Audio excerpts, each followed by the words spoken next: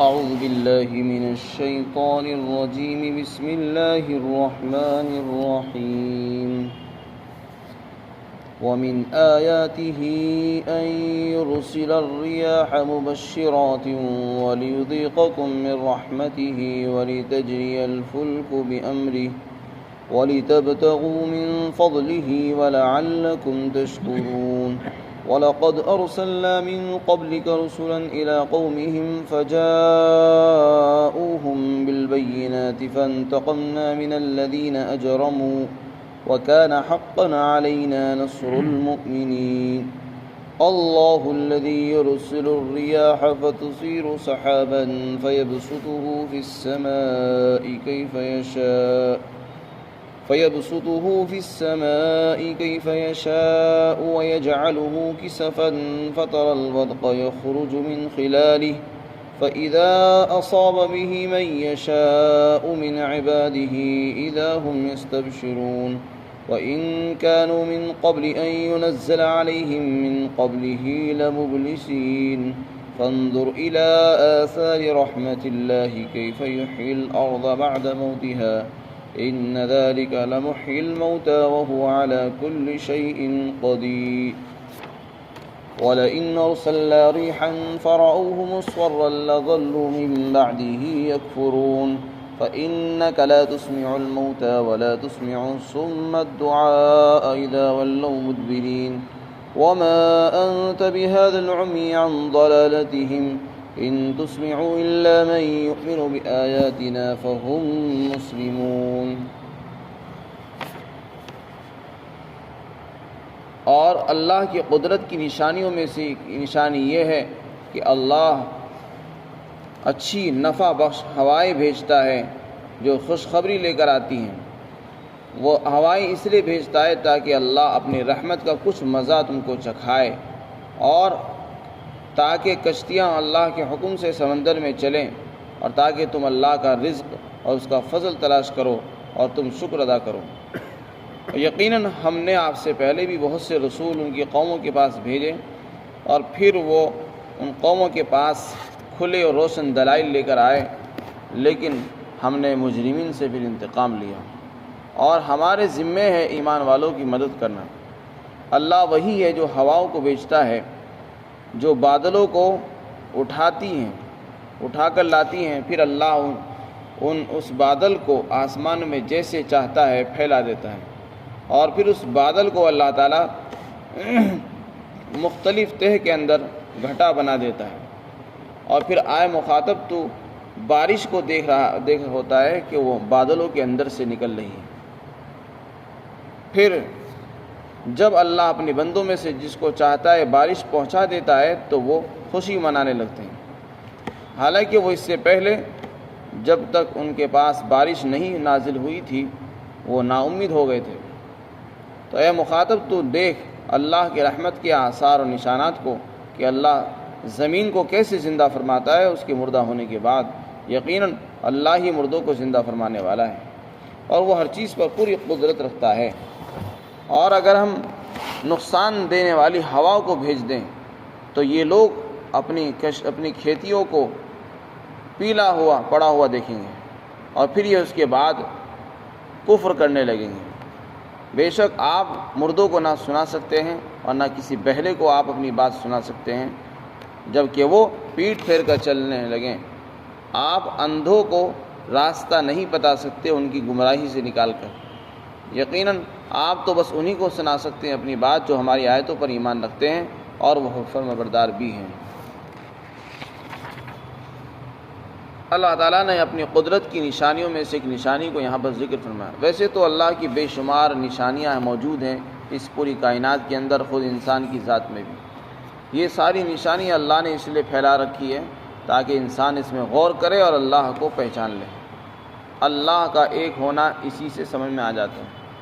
اللہ ایک کیوں ہے اور اسی کی عبادت کیوں ہونی چاہیے، کسی اور کی کیوں نہیں ہونی چاہیے؟ اس کی وجہ یہ ہے کہ اللہ کے اندر جو طاقت ہے وہ کسی اور میں نہیں ہے۔ اللہ کو جو قدرت حاصل ہے وہ کسی کے پاس نہیں ہے، اس لیے عبادت بھی اسی کی۔ چنانچہ اس کی قدرت کی ایک نشانی فرمایا، اللہ تعالیٰ ہواؤں کو بھیجتا ہے وہ ہوائیں خوشیاں لے کر آتی ہیں، خوشخبری لے کر آتی ہیں بارش کی ہونے کی۔ ہوا کا چلنا یہ بارش کی علامت ہے۔ اب ہوا چل رہی ہے تو لوگ سمجھ جاتے ہیں کہ بارش ہونے والی ہے۔ اور پھر جب وہ بارشیں ہوتی ہیں اور ہوائیں چلتی ہیں تو صرف ہوا خوشخبری ہی نہیں سناتی، ہوا کے چلنے سے بہت سے فائدے وابستہ ہیں، جڑے ہوئے ہیں، جس میں انسانوں کے کاروبار سے جڑے ہوئے بھی فائدے ہیں اور کشتیوں سے جڑے ہوئے بھی ہیں، سفر سے متعلق بھی ہیں، بہت سے فوائد ہیں۔ فرمایا ایک فائدہ تو یہ ہے کہ اس سے تمہیں ایڈوانس یعنی پیشگی خوشی مل جاتی ہے کہ بارش ہونے والی ہے۔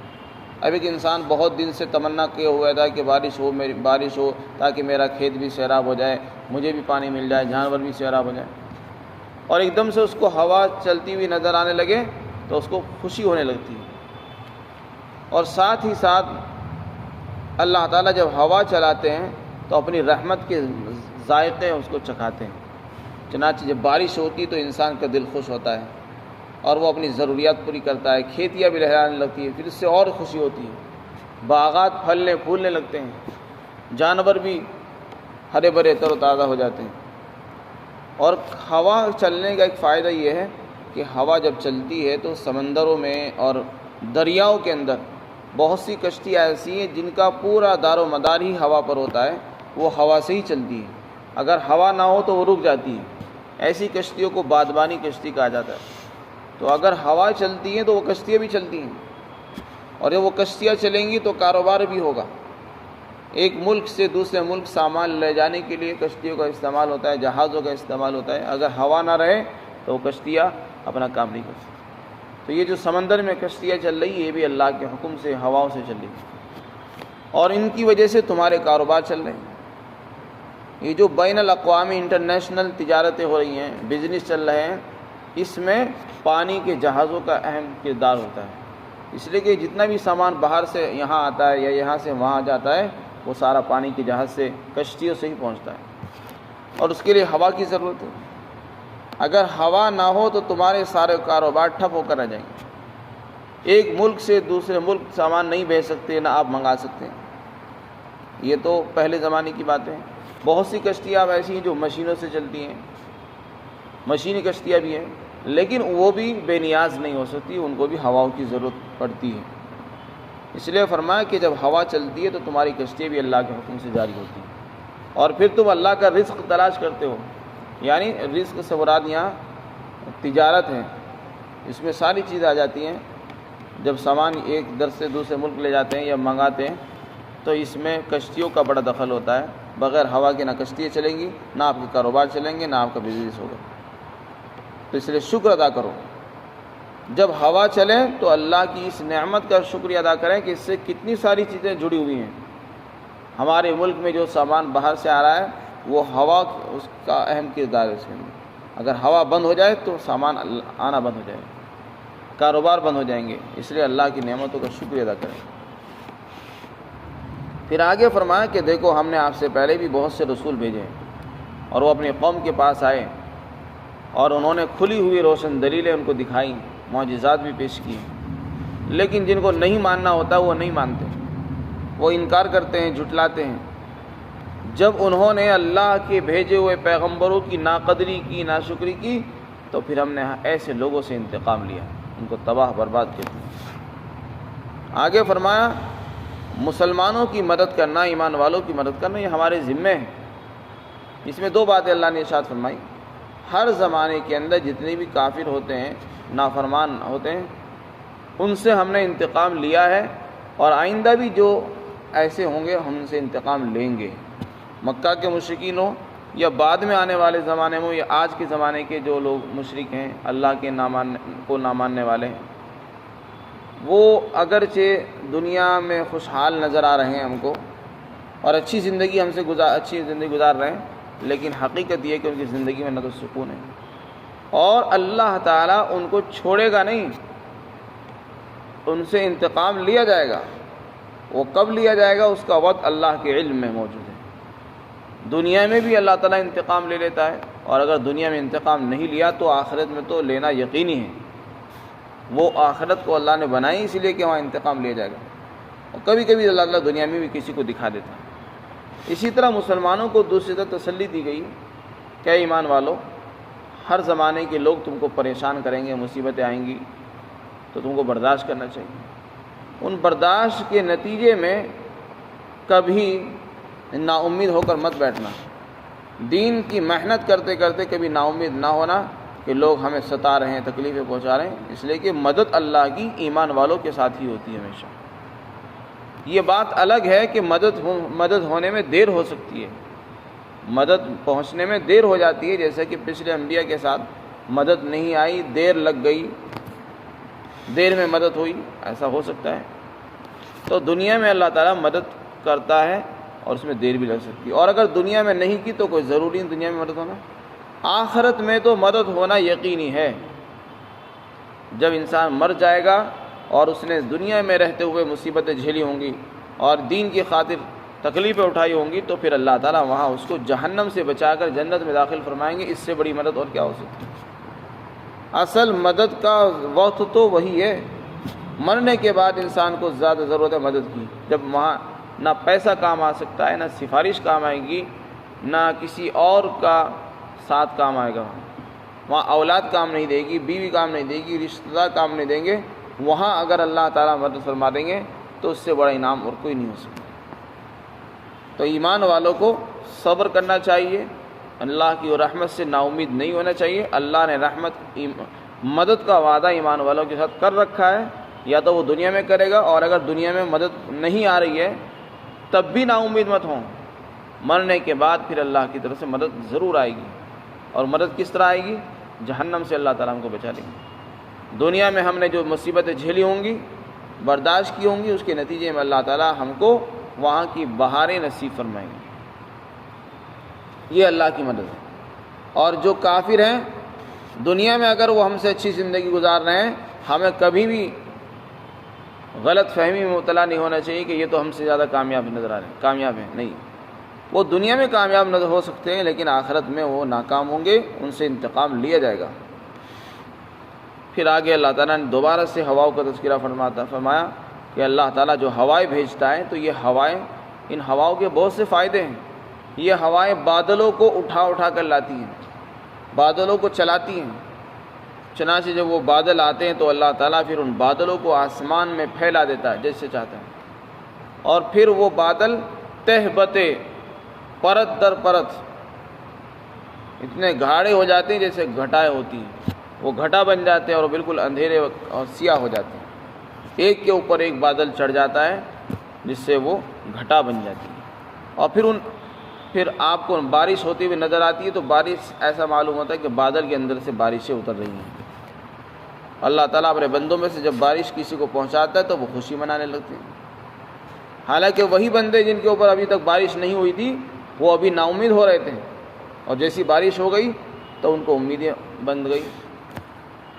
تو یہ نا امیدی سے نکال کر امیدیں پوری کرنا، یہ کام صرف اللہ کا ہے۔ کوئی آدمی نا امید ہو جائے اور اس کی امید بل لانا یہ اللہ ہی کا کام ہے کہ اس نے ایک نا امید انسان کو امید والا بنا دیا ہے اور اس کی امید پوری کر دی۔ تو یہ طاقت صرف اللہ کے پاس ہے، نہ بتوں کے پاس ہے، نہ کسی مخلوق کے پاس ہے۔ اس لیے انسان کو غور کرنا چاہیے کہ دیکھو کتنی بڑی ذات وہ ہے۔ ہم نا امید ہو چکے تھے، پیاسے ہو گئے تھے، قحط پڑا ہوا تھا، اللہ نے ہمارے لیے امیدیں پیدا کر دی، اب ہمارے لیے کھیتیاں بھی آسان ہو گئی، پانی پینا بھی آسان ہو گیا، غلے بھی آسان ہو گئے۔ پھر آگے فرمایا اللہ کی رحمت کے نشانات دیکھو، دنیا کے اندر اللہ کی رحمتیں پھیلی ہوئی ہیں، اس کے آثار پھیلے ہوئے ہیں، ان کو دیکھیے۔ فرمایا بارش کا ایک فائدہ یہ ہے کہ جب بارش ہوتی ہے مردہ زمین زندہ ہو جاتی ہے۔ آپ نے دیکھا ہوگا کہ مئی جون کی گرمی کی وجہ سے زمینیں خشک ہو جاتی ہیں، گھاس پھوس سوکھ جاتے ہیں اور وہ مرجھا کر گرنے لگتے ہیں، پیڑ پودے بھی خشک ہونے لگتے ہیں، اور جیسی بارش ہوتی ہے تو پوری زمین ہری بھری ہو جاتی ہے بارش کے بعد فوراً۔ تو اللہ تعالیٰ فرماتے ہیں کہ یہ ہم نے ایک زمین بالکل مردہ ہو چکی تھی، بنجر ہو چکی تھی، ہم نے اس کے اندر ایک دم سے جان ڈال دی۔ ہم جیسے بارش کے ذریعے سے مردہ زمین کو زندہ کرتے ہیں، ایک بار نہیں 10 بار کرتے ہیں، بار بار کرتے ہیں، تو جب ہم ایک مردہ زمین کو بار بار زندہ کرنے پر قادر ہیں تو کیا جو لوگ زمین میں مر چکے ہیں ان کو دوبارہ زندہ کر کے اٹھا نہیں سکتے ہیں؟ اس سے عبرت حاصل کرو کہ تمہاری نگاہوں کے سامنے زمینیں ہیں، کھیت ہیں، باغات ہیں، کہ ہر سال گرمی کے اندر یہ خشک ہو جاتے ہیں، ان کے گھاس پیلے پڑ جاتے ہیں، اور جیسی بارش ہوتی ہے تو دوبارہ سے پھر یہ لہلہانے لگتے ہیں۔ تو یہ ہر سال زندگی کون دیتا ہے زمین کو؟